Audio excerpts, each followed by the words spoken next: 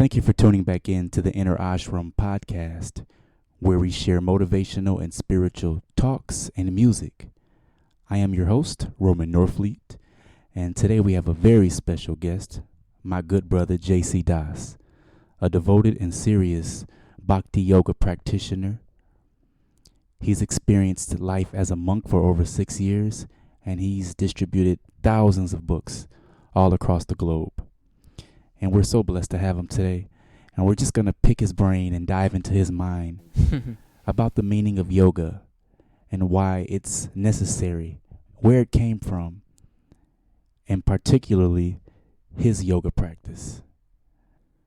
And so we're just going to dive right into it, Brother JC. If you could just tell us more about yourself and who you are. Yeah, first off, I want to just thank you for having me here. I really like the feng shui, good energy, good vibes, and just excited to do this. I was mentioning how I really dig the name Inner Ashram. That's like a perfect name because no matter where you are on this planet, you can still experience that inner ashram. You don't have to live in an outer ashram to experience inner ashram. That's right. Yeah. Cool. So what was the question? Just give us a brief intro about yourself and tell us who you are and what you do and how long you've been practicing what you practice and why you practice. Yeah, okay. So where to start? I was born. I take it back. I was born and raised in LA. I think there's a song like that, right? Born and raised Los Angeles State, something like that. So, born and raised in LA, but I feel pretty fortunate because I was born to really cool parents, spiritual parents. So they took me to India a lot, like from 2 and then age 4, then 7, 11. And, when you're a child, the consciousness, it just absorbs everything. Yeah. So I saw one of my first contradictions to life, maybe when I was 5 or so, because in India, although it's amazing, and I was having a lot of spiritual experiences even as a young child by going to these holy temples and lakes and rivers and just like touring India. I also was experiencing the slums and the third world areas as well. And what really stood out to me was the fact that these I saw a lot of kids in these slum villages, and the kids, they had these huge bright smiles on their faces. And then I just remember going back to my school, which was kind of in a rich neighborhood. And the kids there were so angry, just because they didn't get the video game they wanted or what have you. So I was starting to kind of question life at an early age, like what is happiness? And I also remember one time going to this place. It has this sacred river flowing called the Ganga River. Yes. And because the Ganga River is so sacred, it attracts a lot of different people to come get blessings. And it was the first time I was really experiencing seeing homeless people. But it was like homeless people to like a whole nother level because they were also missing their body parts. And a lot of them, I saw somebody like missing 2 eyes. I saw somebody missing 2 arms and a leg. Somebody just kind of with no arms, no legs, just on a skateboard. And they're all begging for money, etc. And there was a moment during this encounter because there's like millions of people there. And I kind of disconnected from my parents for a second. I was still a young child. And I couldn't find my parents, and I was lost. And all of a sudden, these homeless, bodiless beings started surrounding me. And I thought that I was going to get eaten alive, something like that. But they were actually trying to help me. They're trying to help me find my parents. And, the same exact scene happened in Toy Story. You know what I'm talking about? Where you're like Woody, he's in Sid's house, and Sid's like this evil kid who like blows up toys, and they're all missing body parts.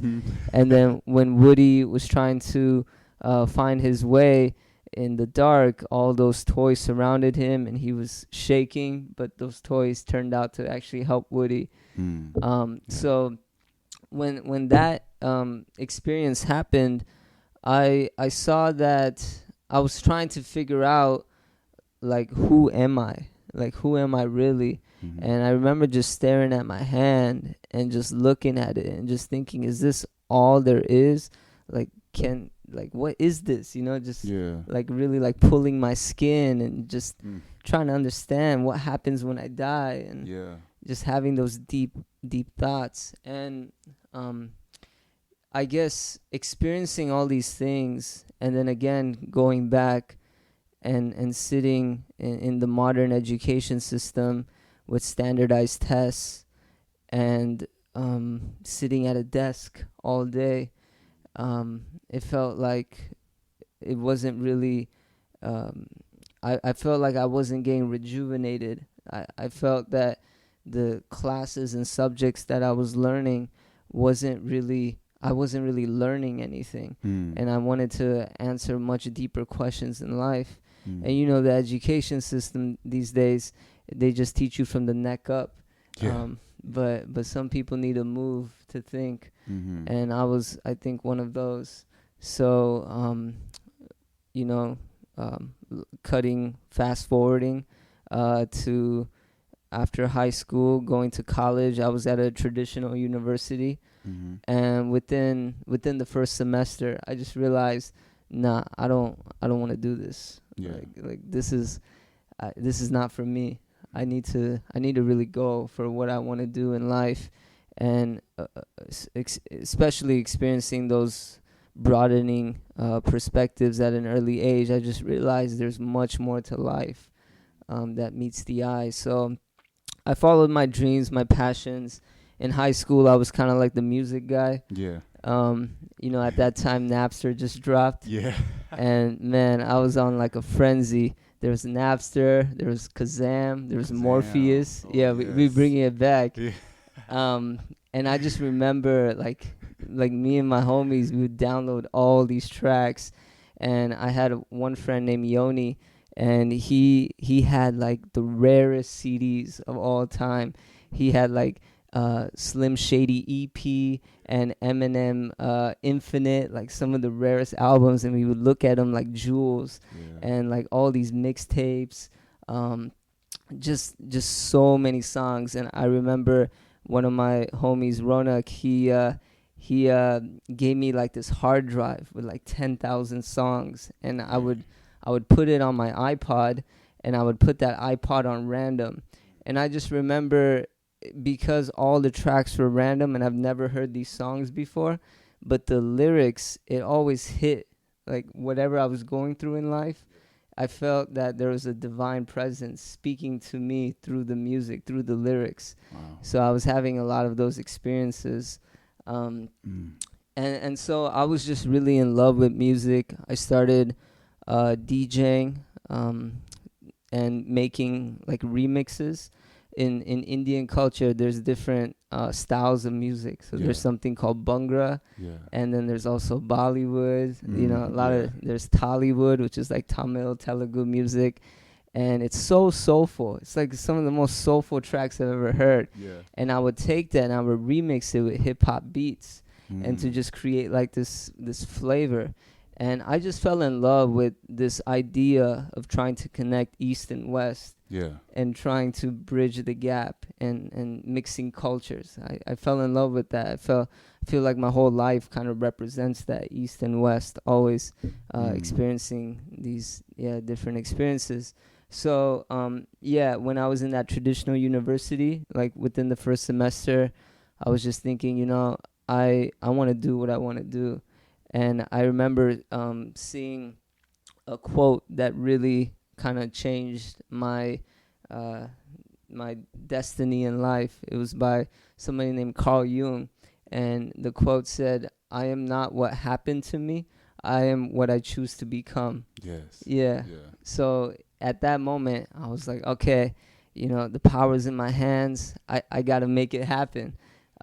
So I started enrolling in a sound engineering program in a music production school as well.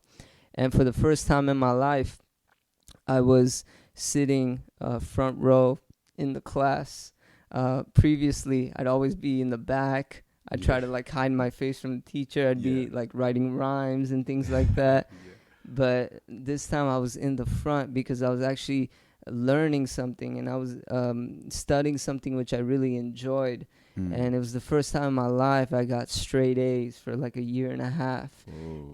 And like, you know, just thinking that school, they would label me as average. Yeah. But little do they know that I was a musical savage, you know. So like I was like, man, I just need to be put in the right environment. Anybody needs to be just put in the right environment. Exactly. And they can then thrive. So I was studying music. I loved it. Music production, music business, everything about it.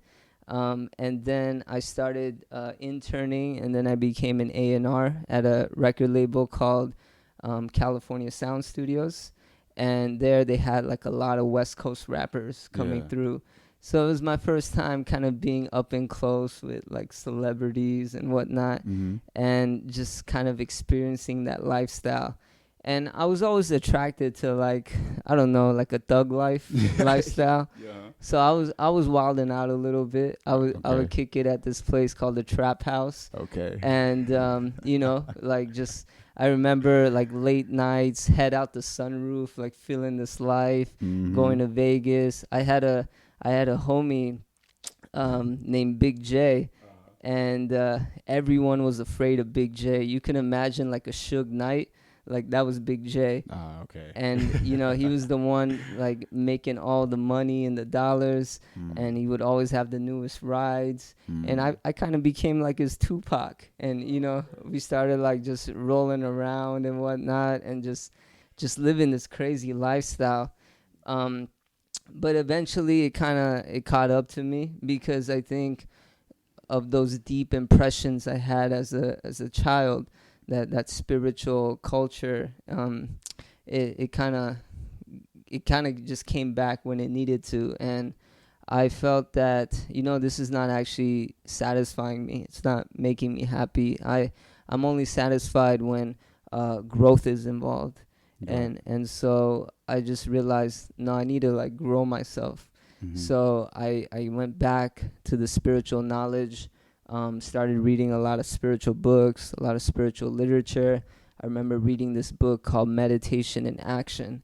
And that really kind of changed me, because meditation I always felt was something where you like sit still and quiet and peaceful. And it is, but this book was talking about how you can also be meditative in action. And I was like, wow, that's really interesting to me. And then it led to another book called the Bhagavad Gita, which really kind of influenced me big time. And at that time, a lot of opportunities were arising. And somehow or another, I saw a lecture on the internet, on YouTube, by KRS-One. And it was something on hip-hop and consciousness. And I can't tell you what that lecture did for me. It kind of just brought everything into perspective, and I just became a big fan of KRS-One for what he stood for. And you know how the universe works. It's amazing that the things you attract in life, there's no coincidence. So I think it was maybe 2-3 months later, I had the opportunity to meet KRS-One. He was having this private gathering, and somehow I got an invitation, and it was actually at a church. And it wasn't a church, like a Christian church or anything, but it looked like a church, but it was like a spiritual center. And he was speaking there. And so I remember I got there really early, and then I just sat down on the pews, and out of the church speaker systems was Lauryn Hill being played, and Nas, and like all these conscious rappers. And I remember I just having this overwhelming feeling, like this is real gospel. Yeah. Like I was really feeling that. Yeah. Lauryn Hill, just Yeah. incredible. Yeah. So then KRS-One came out, Mhm. and he just started dropping knowledge like big time, and I was just so impressed and enthralled, and it just kind of felt like I want this person to be one of my teachers in life. Mm. And then at the end of his talk, he said, so I'm starting a group called the Temple of Hip Hop. Oh yeah. And I'm going to ask some of you here who wants to join the Temple of Hip Hop. And immediately my hand shot up, and he's like, you.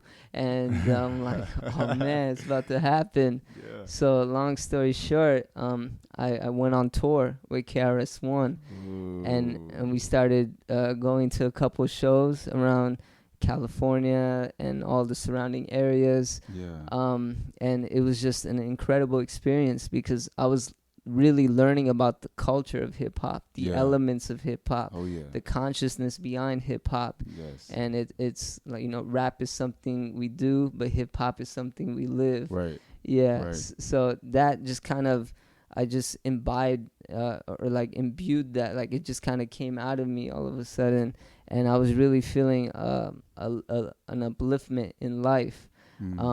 And then after all that was kind of over, I went back to that record studio which I was working at with all the West Coast rappers, and there was this pretty famous rapper who's always on the radio.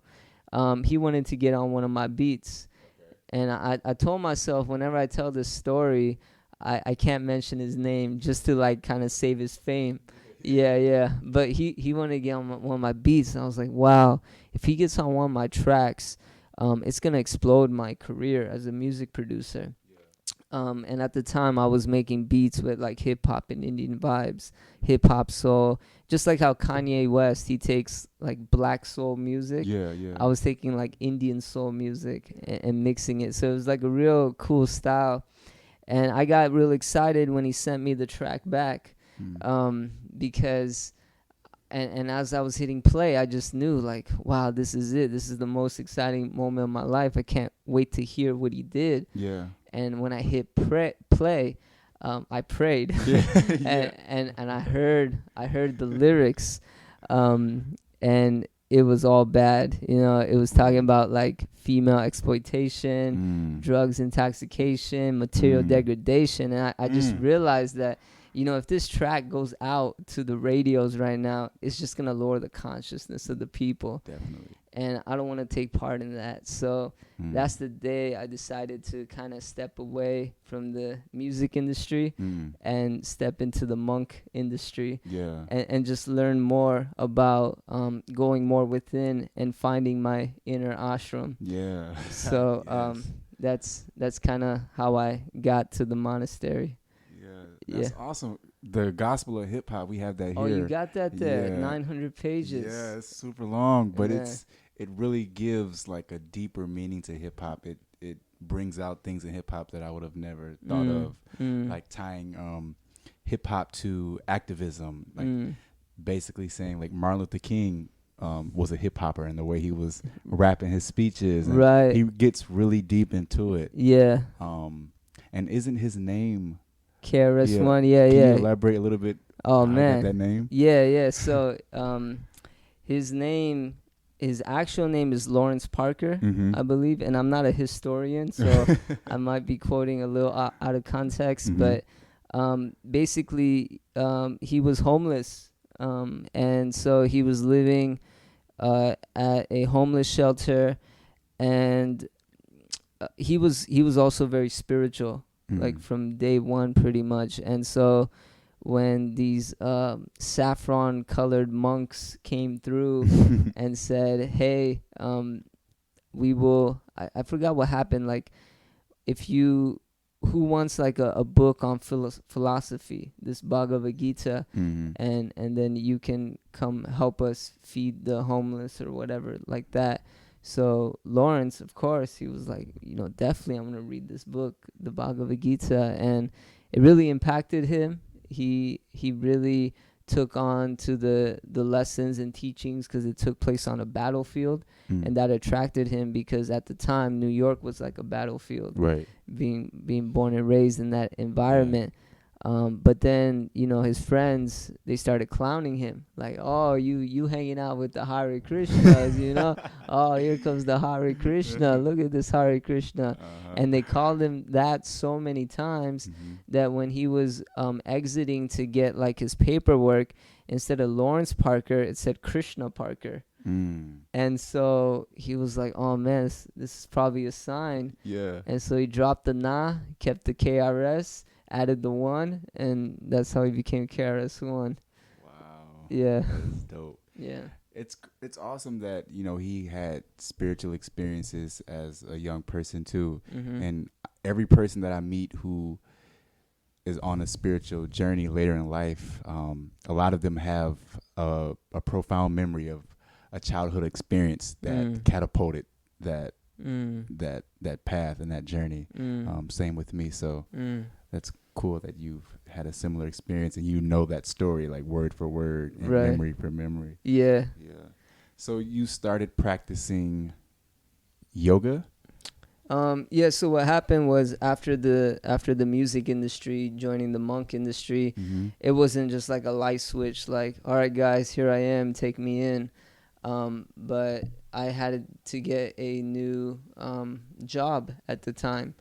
So I started taking a real interest in trying to help children, because like we're talking about, the consciousness of a child will affect his whole life in some degree. Those memories at an early age. And so I was trying to use some of my skills, talents, whatever, to try to assist in that. And so I became a music therapist for autistic kids. Oh, wow. Yeah. So I started going to different autistic children's homes and playing different meditative sounds. And I can see what that was doing to the children. They were actually becoming calm and peaceful. And even the parents were pretty surprised. So at that moment, I became a little bit more convinced of this Eastern philosophy. Like, this is not just all theoretical, but there's actual wisdom that you can apply. And because of the shock of leaving the music industry, which was my dream. This was my dream job. This is what I wanted to do ever since I was young, and I'm leaving it. And so where do I go? And so I was experiencing some increased levels of stress, anxiety, you can say, at that time. So I started going to a park every single morning at 6 a.m. with the doctor. He was a naturopathic doctor, and he started teaching me the art of guided breathing and meditation. And we would sit on a bench, overlook a lake, and for 45 minutes every day, we would practice different breathing techniques. And I always felt like I always hung out with the old people. Yeah, same. Like, yeah, like wherever I was, I like taking morning walks or whatever it may be. I was really attracted to old people because they had a lot to share. Oh yeah. So sitting on this bench, I saw that it completely changed my life. And I felt like no one really taught me how to breathe. You know, this is something we do every single day. Like we take 22,000 breaths a day, something like that. And how conscious are we of even one of them? So I started really taking notice to how I was breathing, and I got into yoga as well. I had about 7 different yoga teachers at the time, and I was going to a different one almost each day. And I remember one of my first yoga teachers, she was 83 years old. Wow. And before she would start the yoga class, she would do the splits, and she'd be like, this is what I can do. Kind of like flexing a little. Yeah. And then she would say she's like vegetarian and things like that. So it was cool. I was just like, man, I like these types of people. I want to be in this type of association. Yeah.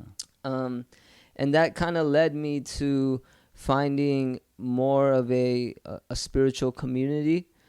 And I just realized that I've been solo this whole time. Like, I was spending 8 to 10 hours either in the music studio or yeah, in the music studio, and then I would spend like 4 or 5 hours out in nature.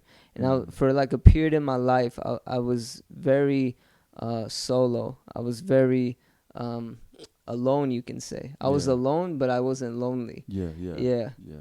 And that's actually the definition of a monk. It comes from the Latin monos, which means alone.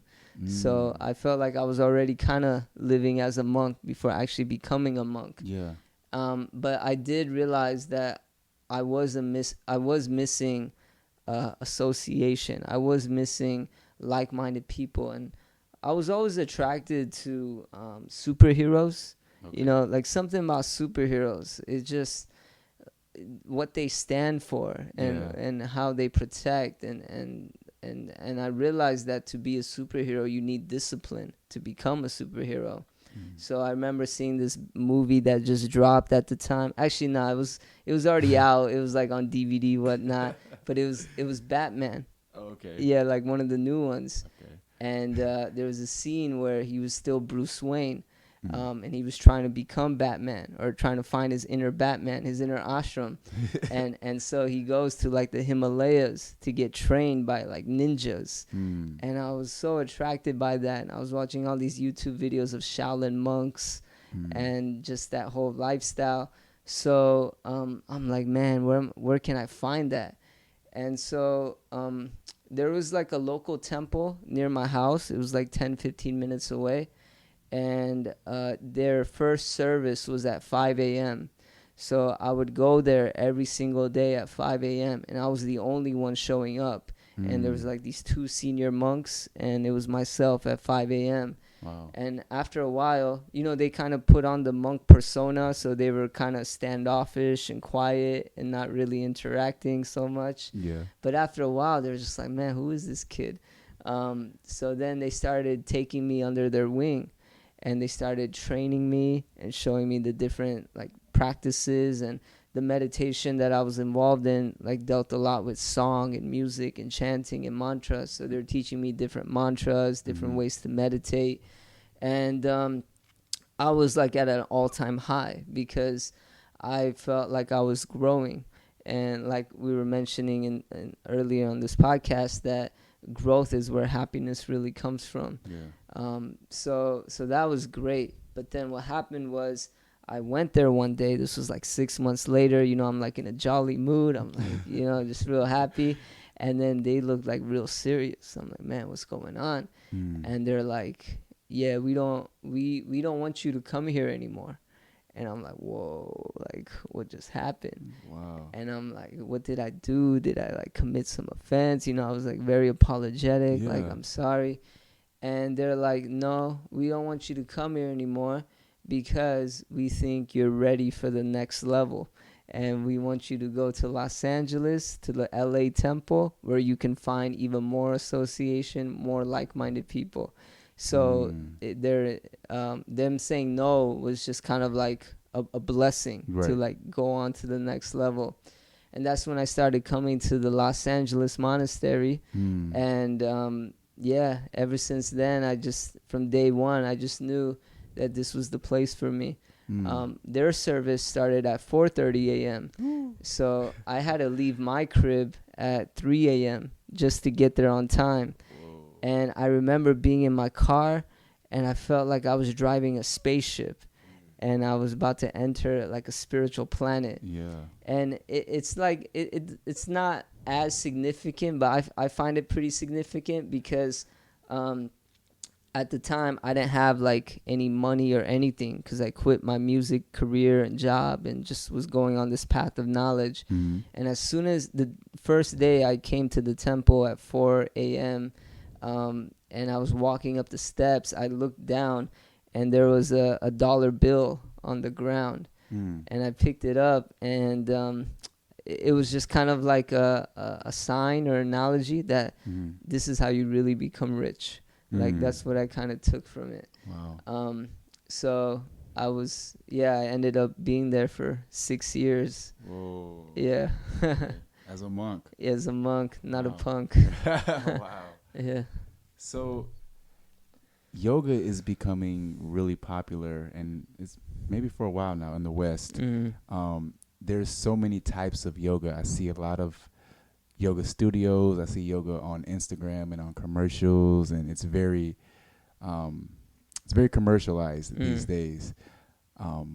What is the meaning of yoga, and is there a way to put all the yogas together? Is there a leading yoga, or Right. can you explain yoga a little bit? Yeah.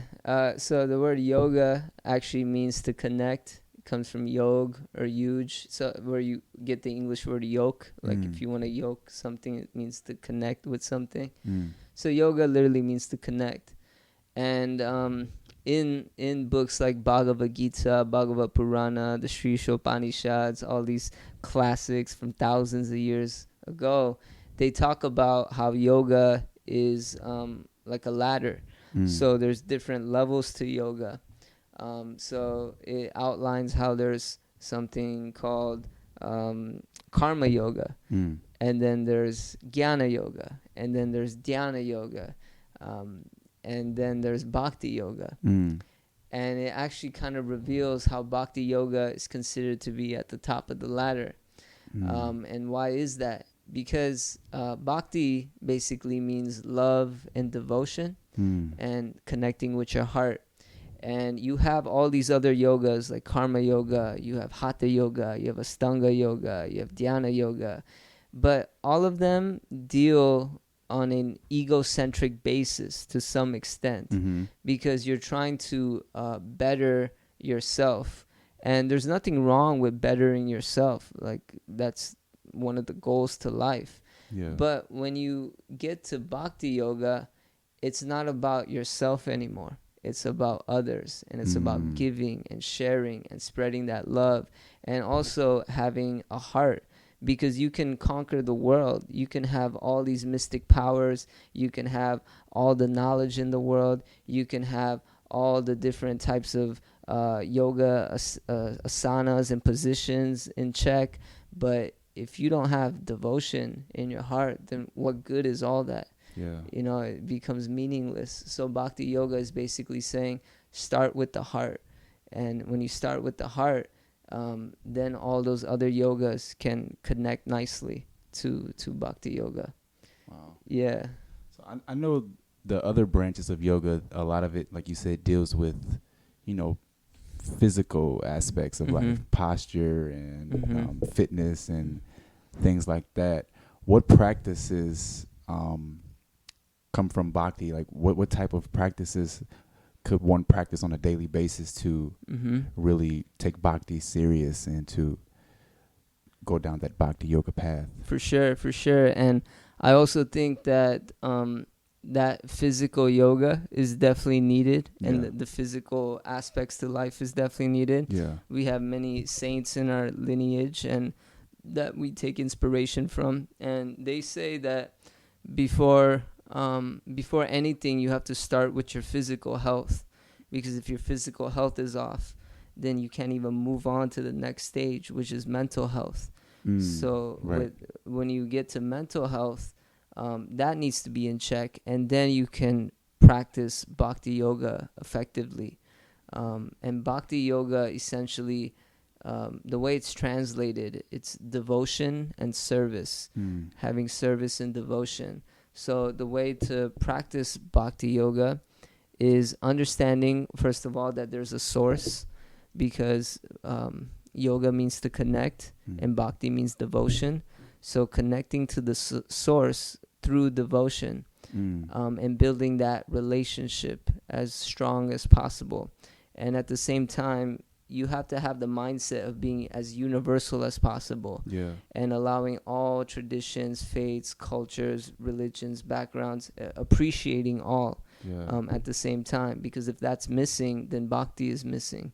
So we have to have love for all different sects in the world, and at the same time, building that heart increase. And when you say what are the different practices to bhakti yoga, it would just be what are the practices that's going to increase your heart levels? What's going to increase your devotion?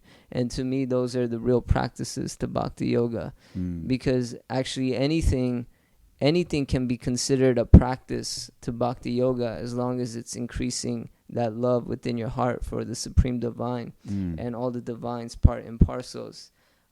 What I do personally, I like to take morning walks and listen to spiritual lectures because I feel a deep sense of connection when I do that. I like to meditate through different forms. I do guided breathing. I do yoga as well, but I also appreciate mantra meditation or kirtan, which is a call and response sound vibration that can really enliven somebody from deep within, can invoke that heart center as that inner ashram as much as possible. If you think about it, spiritual music is the heart of all music. Like all the songs we hear on the radio today, whether it's pop, rock, hip hop, whatever, it stems from jazz and blues. And jazz and blues stems from kind of like the Jim Crow era of slavery music, where the slaves at the time, they didn't have any instruments because they weren't allowed to. That's right. So they would have to clap their hands and stomp their feet to make the drums and the instruments. And at the time, this was a completely foreign idea to those hearing it, to use their hands and body parts to make the sounds. And it was a call and response style, where one person would chant and then the other person would repeat it. And all that came from Africa, from the liberals, the spiritual liberals, and they're the ones who created this form of music. So just to think that everything we're hearing on the radio at this time, it's actually stemming from a deep spiritual center is pretty miraculous. And so those are some of the practices: reading spiritual books, finding spiritual friends, doing spiritual meditation, mantra meditation, kirtan, trying to visit like sacred places and whatnot, and having something to meditate to and really have that focus and deep awareness become strong. And learning to serve selflessly. I would say these are the principles and practices to Bhakti Yoga. Wow. I've been practicing, or I came to Bhakti Yoga about 2.5 years ago.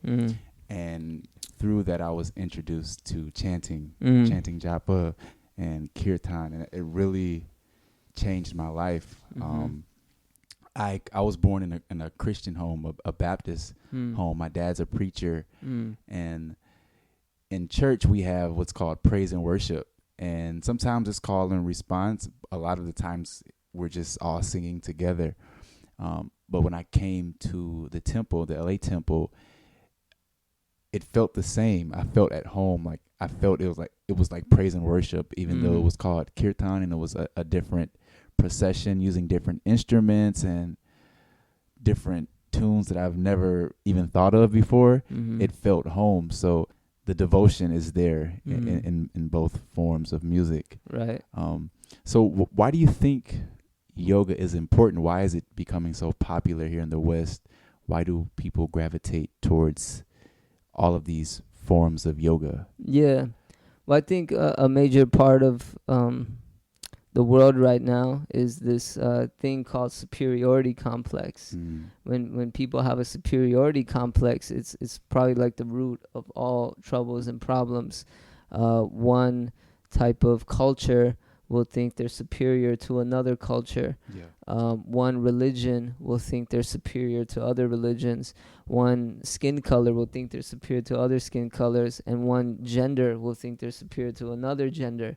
So I think yoga removes the superiority complex and learns to see that all beings are equal and we're all tiny parts and parcels of the divine. And I think because of yoga and meditation, even these other aspects of compassion to animals is being introduced. And I think at the end of the day, yoga just means common sense. Yeah. Like, it's real common sense to have this type of thinking. But I think just sometimes the way we're raised, the education we're given, common sense doesn't become so common. So we're just trying to provide that, again, through the principles of yoga. And ultimately, yoga is about connecting to yourself. And a lot of times people have trouble with that because they can't face themselves. So removing the layers, like people say, when you meditate, it makes you a calm person. Yeah. But actually, it's not always the case. When you meditate, you might see your true self, your true identity, and it might bring up all these past memories, and you got to really deal with it. Right. And I think people are starting to open up to that idea. And you can even see now that certain aspects of mindfulness are even being taught at the educational level to children. And I think this is how you really cause a shift in society, by changing the consciousness at an early age. Just how you were born with some spiritual principles, as myself, and I'm sure you were probably wilding out a little bit. Oh yeah. Yeah, I was wilding out a little bit, but it comes back to us, and we're in that way protected. Yeah. So yeah, I would say that's the true value of yoga. It removes the superiority complex. Yeah. I know, like, during the 70s, 80s, maybe 70s, yoga became really popular here. A lot of spiritual teachers and gurus came from India and shared their knowledge with us over here in the West.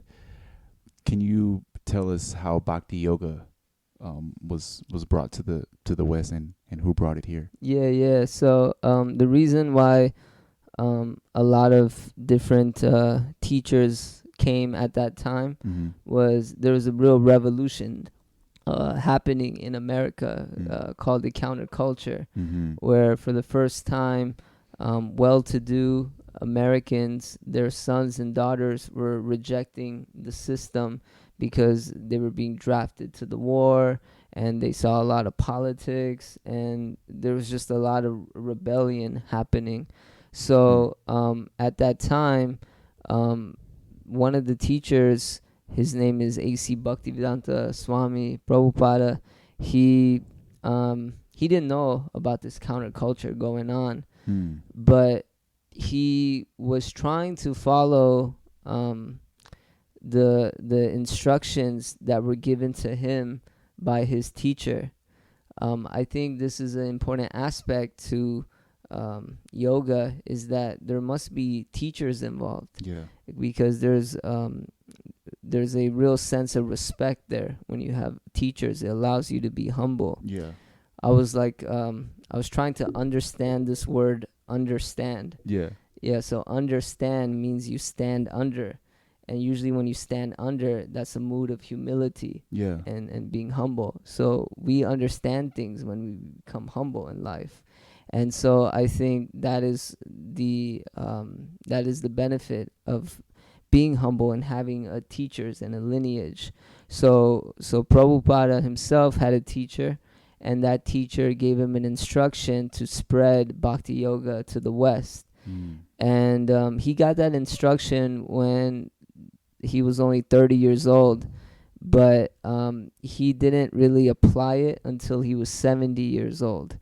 He kept trying to delay it or try different strategies, and nothing was working. And he was 70. He was thinking, I can die at any moment, and I still haven't followed my teacher's instructions.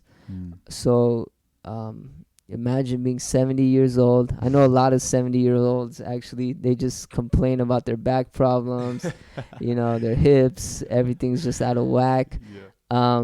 He was 70. He didn't have any money, and somehow he begged a lady to buy a ticket to go on a cargo ship to America. That ship ride was 35 days. Wow. I'm tripping when there's like a plane ride to India for 23 hours. Right. I'm like, no way, you Yeah. know, it's really like torture. Yeah. So I'm just thinking, wow, 35 days, 70 years old, not even on like, you know, Disney Carnival cruise or something. Right.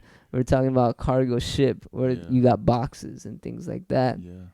And on the ship, he even experienced a lot of trouble, including 2 heart attacks, Wow. throw up, vomit, all kinds of things. And Mhm. he was saying that I wouldn't have survived if it wasn't for a dream that he had, where the avatar Krishna came to him in the dream and said, "Don't worry, you're on the right path. Everything's gonna be all right." Mm. And the next day, the ocean became completely calm, and the ship captain had never seen the Atlantic Ocean this calm before. Yeah, so they're coming from India to New York City, crossing the Atlantic Ocean, and finally, as he's landing on American soil, he doesn't even know whether to go left or right. You know, he's like a swami in a strange land. That's actually a book, by the way. A little shout out. So he was a swami in a strange land, and he just took the principles that he knew. He was an author, so he wrote many books, and he brought those books with him. And one of the main weapons, you can say, that he had for meditation was this mantra meditation, this kirtan. So he would just sit under a tree and he would perform kirtan, and it started attracting all these counterculture hippies, and they would come one by one and they would see what was going on. What is this spectacle? And they started to accept the Swami as their teacher, and they started to read the books that he brought over. And like that, the seeds were planted, and the movement started to grow to an incredible movement now, talking about Bhakti Yoga in the West, Yeah. how it's becoming more and more popular, this term kirtan, and even these principles of vegetarianism and animal protection. Yeah. That was something that Bhakti Yoga brought as well. Yeah. So I think we're on a nice wave right now, and I think the wave's just getting stronger. People are starting to realize they're moving more towards this universal path, this universal tradition, understanding love is the highest force, removing fear and doubt from their lives, and accepting all. So it's a very fortunate time to be part of something like this.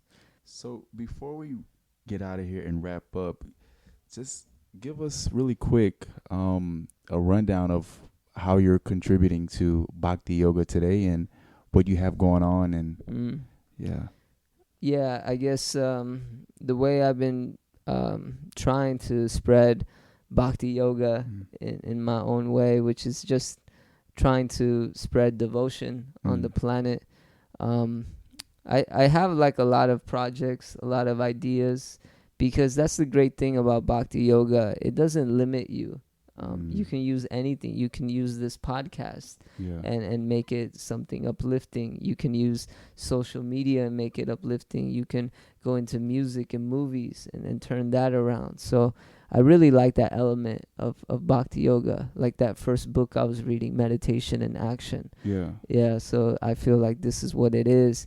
And I guess for me, because I've have a deep affiliation with my childhood and seeing how the lives of children, it's a very innocent time for them, a very confusing time as well, and just seeing how they're bombarded these days with divorced parents, with trauma, with the education system, no play, no recess, all this schoolwork, test work. I just, my heart goes out to them.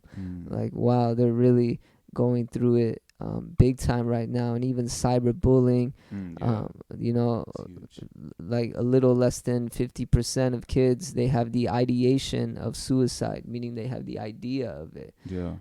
So it's pretty bad. And I want to just kind of focus a little bit on them. Like, how can we bring higher teachings and higher principles and just like good vibes to them, And so I am working on certain projects that help contribute to that. And we're very excited about it. We got to kind of keep it on the hush hush a little bit, low key. Yeah. But I think sooner or later, you guys will see what's in store. Yeah. And I'm very excited to see where it goes. Yeah. Well, I appreciate you for coming and sharing all your knowledge. For sure. I've been lucky enough to hear you speak lots of times, and I know that this is just barely the surface of Bhakti yoga and of yoga, and I know we can get really deep. So I'm hoping to have you on again in the future to get more into like the esoteric stuff, like all the cool stuff, all the deeper knowledge of Bhakti and yoga in general. And so thanks for coming, JC. I appreciate thank you. Thank you for allowing me into your inner ashram. Of course. Thank you, brother. Thank you.